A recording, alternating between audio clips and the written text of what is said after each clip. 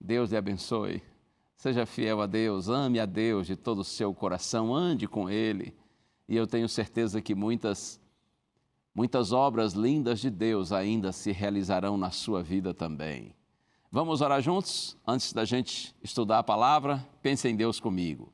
Pai querido, eu te louvo e te agradeço, Senhor, por estar aqui mais uma vez e te peço, usa-me, Senhor. E abençoa todos que estão orando comigo para que tua palavra seja luz e bênção para todos nós agora, no santo nome de Jesus. Amém.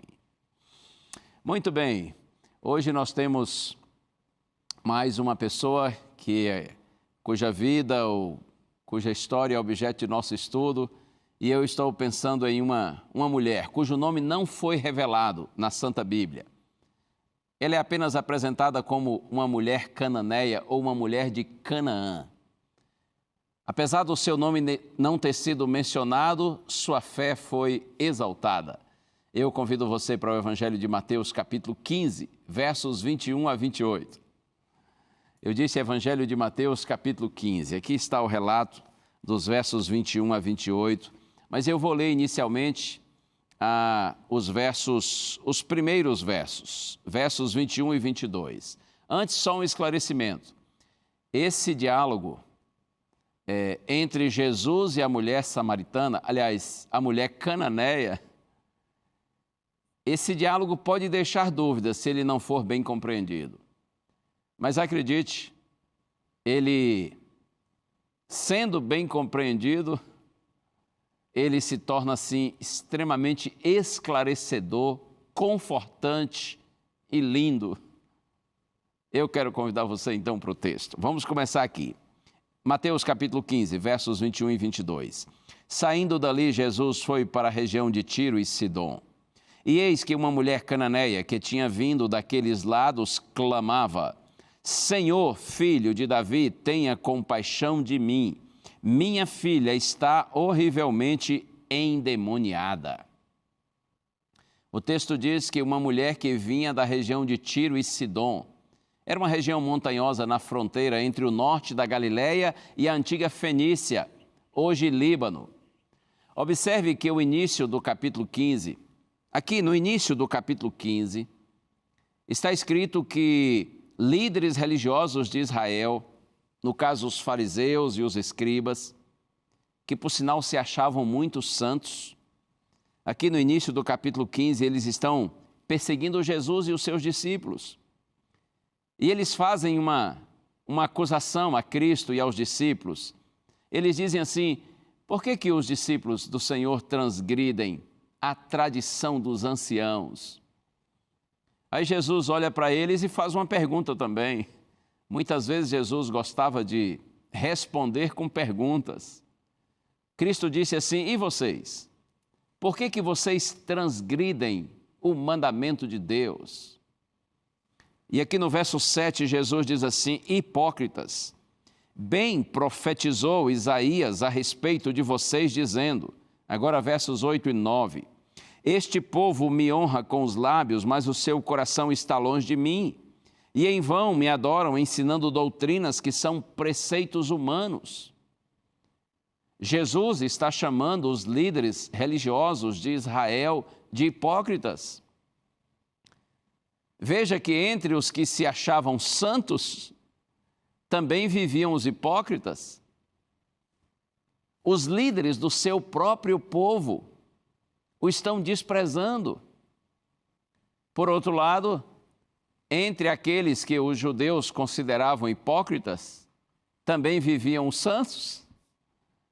Uma mulher pagã, uma mulher cananeia, de outra raça, de outra religião, estrangeira, está adorando Cristo, buscando Cristo com sinceridade. Uma pessoa desconhecida, e ela se aproxima de Jesus, conforme eu li aqui no texto, e diz assim: Senhor, filho de Davi, tenha compaixão de mim. Essa expressão filho de Davi, na verdade, é um título messiânico. Porque a Bíblia diz, não é, no Antigo Testamento, que o Messias viria da descendência de Davi. Então, quando algum judeu se referia a Jesus com esse título, filho de Davi, estava reconhecendo Jesus como Messias. Eu acredito que essa senhora, ela tinha pouco conhecimento a respeito de Cristo e das próprias profecias do Antigo Testamento, comparando, é claro, com o conhecimento que os judeus tinham, mas o conhecimento dessa mulher era suficiente para ela crer em Jesus. Por isso ela diz assim: Senhor, tenha compaixão de mim. A minha filha está endemoniada, está possuída por um demônio. Você sabe que a dor de um filho é mais forte na gente, não é? Alguém disse que a parte do nosso corpo que mais dói são os filhos. Uma vez, eu acho que até já contei isso aqui no momento anterior, uma vez quando morei em Belém, no Pará, a minha filha mais nova, a Kevlin, que na época devia ter aí uns 7, 8 anos talvez, ela teve uma febre assim muito alta, ao ponto de começar a delirar.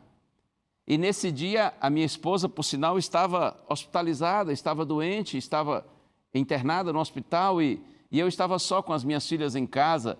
E a minha filhinha estava com essa febre, liguei para o médico, ele passou um remédio, eu dei o remédio, mas a febre não baixava. E eu fui usando outros recursos lá, colocando uma fraldinha com água gelada ali na barriguinha dela, na cabeça e tal, mas não resolvia, a febre não baixava. E em determinado momento eu vi que ela estava falando umas coisas assim, nada a ver, estava delirando, e eu fiquei muito angustiado.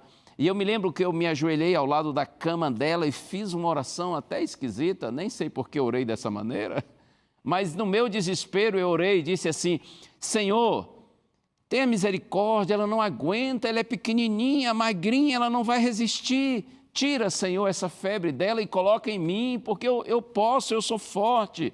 Tira dela e coloca em mim. Em pouco tempo depois, a febre da minha filha baixou e ela ficou tranquila. Deus atendeu a minha oração. Mas ainda bem que o Senhor atendeu só pela metade, né?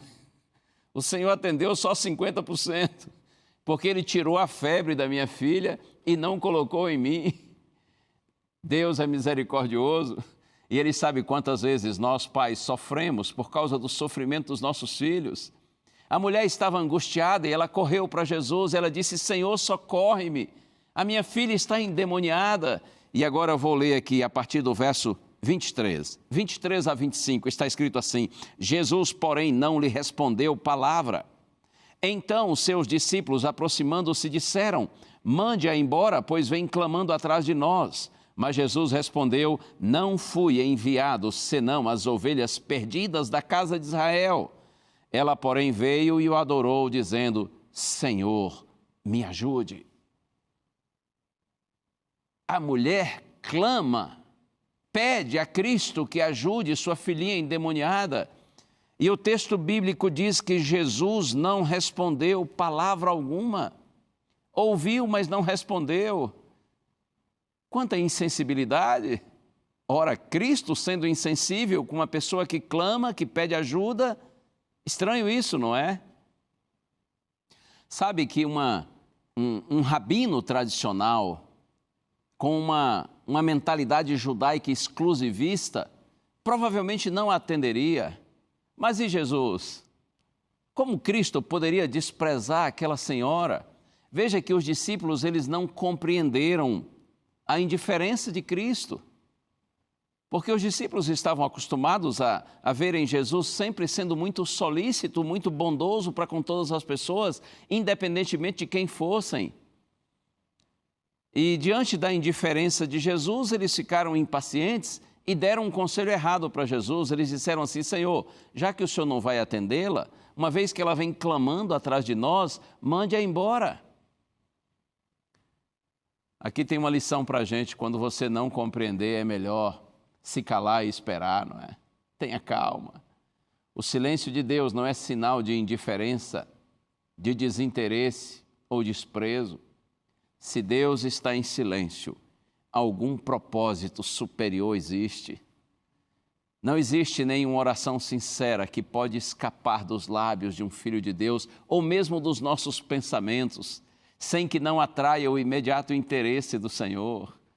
O relacionamento entre Deus e cada pessoa, cada um de nós é tão particular, é tão íntimo, como se não existisse ninguém mais por quem o Senhor houvesse dado o seu Filho querido.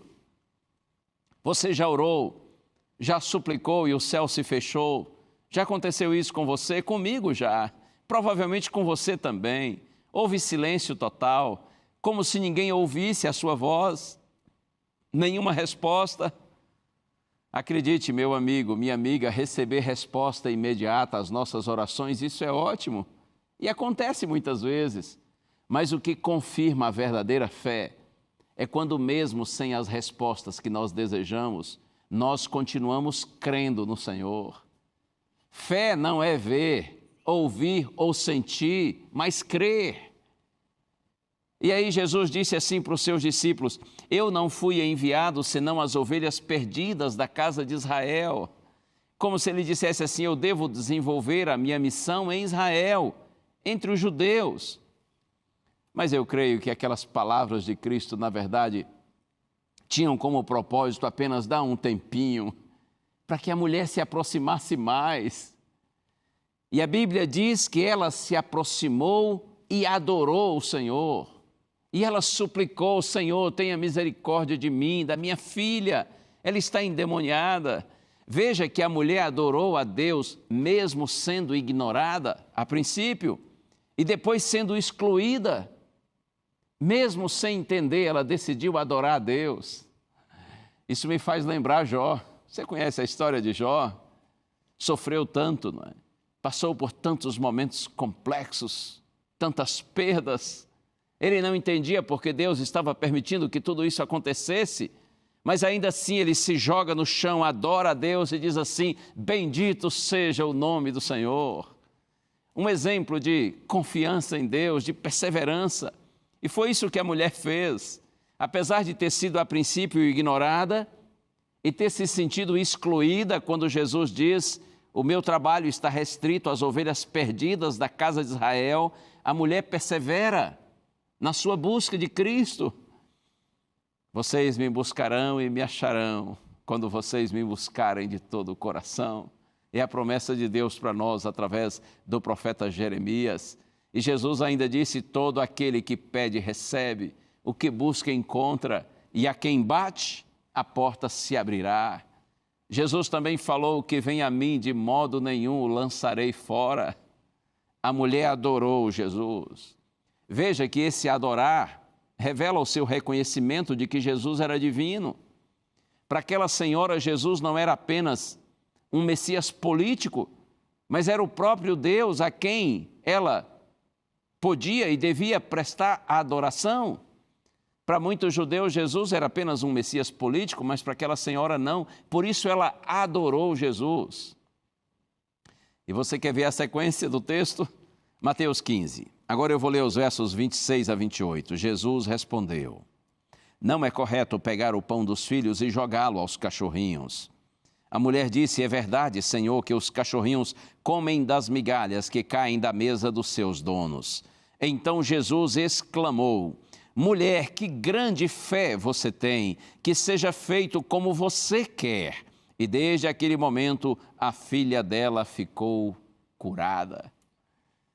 Se as atitudes de Cristo estavam estranhas, agora fica pior ainda, não é?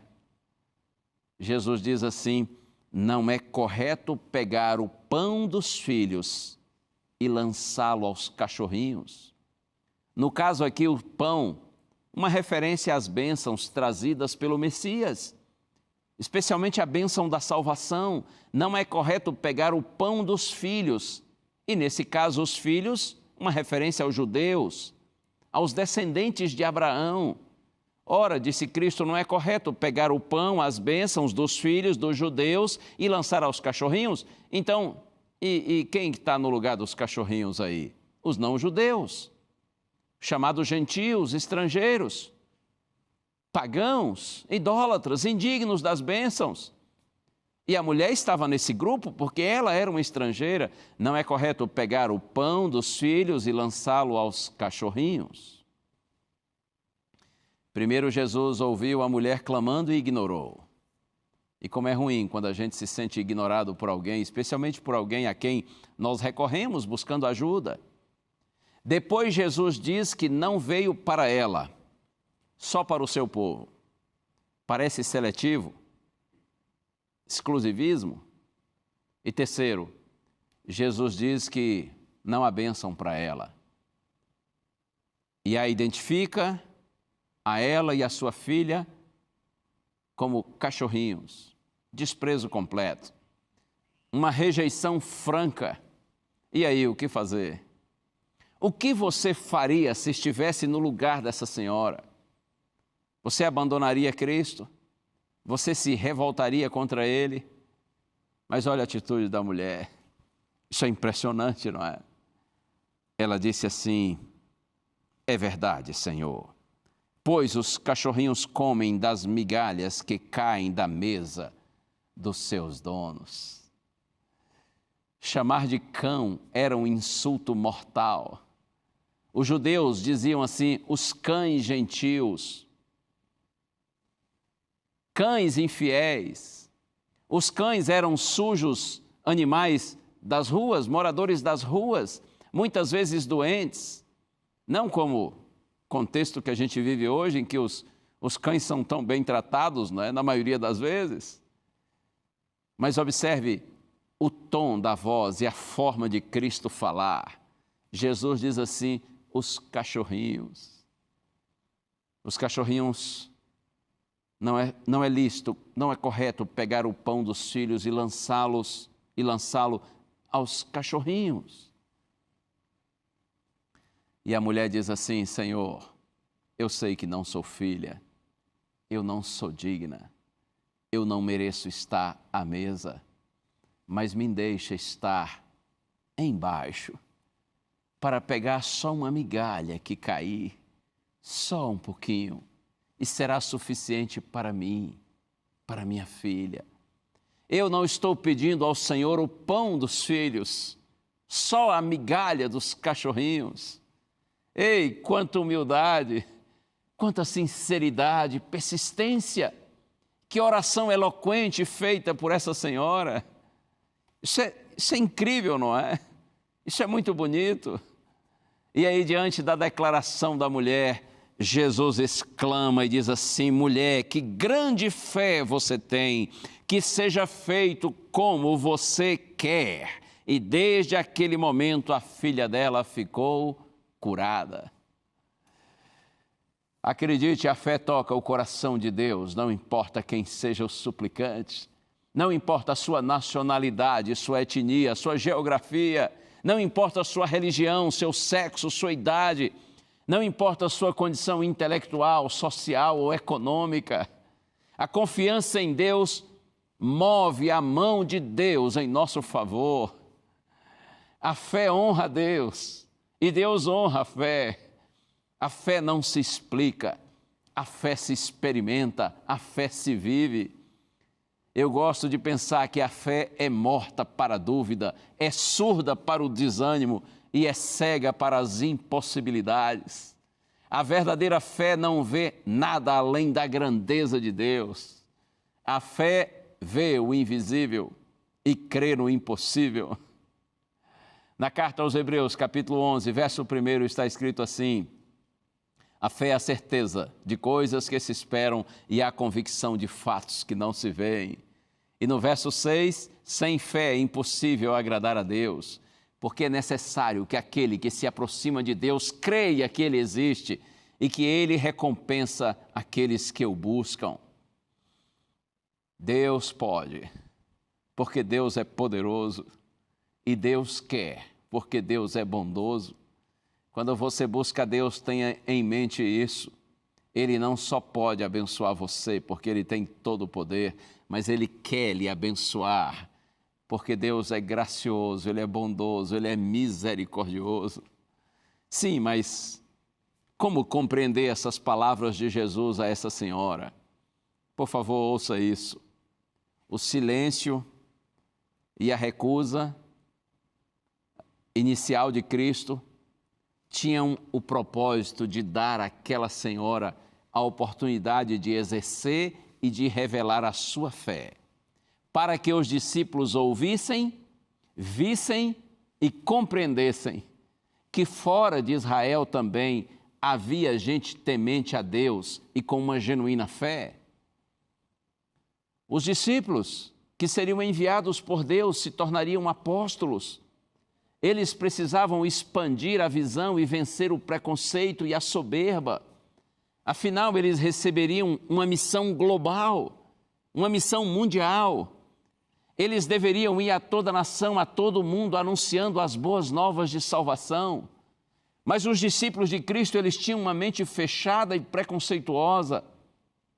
Eu penso que a mensagem que Jesus estava mostrando para eles ali naquela hora era essa: ora, creiam, fora do mundinho religioso de vocês, também existe gente sincera e fiel a Deus. Deus tem filhos em todos os lugares, em todas as religiões e até fora delas. Não pense que só você e os membros da sua igreja são filhos e os outros são cachorrinhos. Não pense que só você e os seus são os dignos de estar à mesa com o Senhor. Permita-me a franqueza, pensar que só os da sua igreja são fiéis e terão a salvação, isso é revelar uma visão equivocada e superficial do Evangelho. O Evangelho, diz Paulo, é o poder de Deus para a salvação de todo aquele que crê. Eu posso lhe dizer que eu sou adventista do sétimo dia e eu creio que a igreja adventista é a igreja de Deus. E eu tenho muitas razões para crer nisso. A primeira delas é que a igreja adventista é uma igreja baseada na Bíblia, a palavra de Deus, que é a nossa única regra de fé e prática. E eu tenho outros motivos, é claro. Eu creio que a igreja adventista é a igreja de Deus, até porque se eu não acreditasse assim, eu não seria adventista, eu estaria em outra igreja. Mas olha aqui uma coisa que eu preciso saber, e você também, ainda que a sua igreja seja a igreja de Deus, a igreja de Deus é maior do que a sua igreja. Eu creio que a igreja adventista do sétimo dia é a igreja de Deus, mas a igreja de Deus é maior do que a igreja adventista do sétimo dia. Deus tem seus filhos preciosos em todos os lugares. A fé nos tira de debaixo da mesa e nos coloca assentados à mesa. Quando você tem a genuína fé no Senhor, então você sai da condição de cachorrinho ou cachorrinha catando migalhas para a condição de filho, de filha amada pelo Senhor. João diz no seu Evangelho, capítulo 1, a partir do verso 11, Jesus veio para o que era seu, mas os seus não o receberam. Mas a todos quantos o receberam, deu-lhes o poder de serem feitos filhos de Deus. Todo filho é participante da família de Deus. Quer mais um texto? Efésios 2,19. Paulo diz assim: vocês não são mais estrangeiros e peregrinos, mas concidadãos dos santos e membros da família de Deus. Sempre que você busca o Senhor com sinceridade, você então passa a fazer parte da família de Deus. Você passa a fazer parte do povo de Deus. Louvado seja o nome do Senhor por isso. Persevere na sua fé. Não desista do Senhor e da sua palavra. Continue confiante em Deus e andando nos caminhos dele, mesmo que às vezes talvez você não entenda alguma coisa de Deus, mas persevere nele, não desista dele. Eu gosto de um pensamento de Agostinho, ele dizia assim: fé é crer no que não vemos, e a recompensa da fé é ver o que cremos. Imagine você com quanta expectativa aquela mulher, aquela mãe voltou para casa. No Evangelho de Marcos, no capítulo 7, verso 30, Marcos, falando desse mesmo episódio, ele diz assim: quando a mulher voltou para casa, achou a menina sobre a cama, pois o demônio tinha saído dela. Que alegria! Valeu todo o empenho, todo o esforço, toda a sua perseverança. Acredite, um dia nós veremos a completa recompensa da nossa fé, quando o bem vencerá o mal em definitivo. Um dia o Cristo que começou por meio do Espírito Santo a sua obra em nossa vida, Ele há de completá-la. no glorioso dia, quando Ele se manifestar para buscar a sua igreja. A obra do Senhor estará plena quando Jesus voltar e nós nos encontrarmos com Ele. Mas até que esse dia chegue, persevere no Senhor.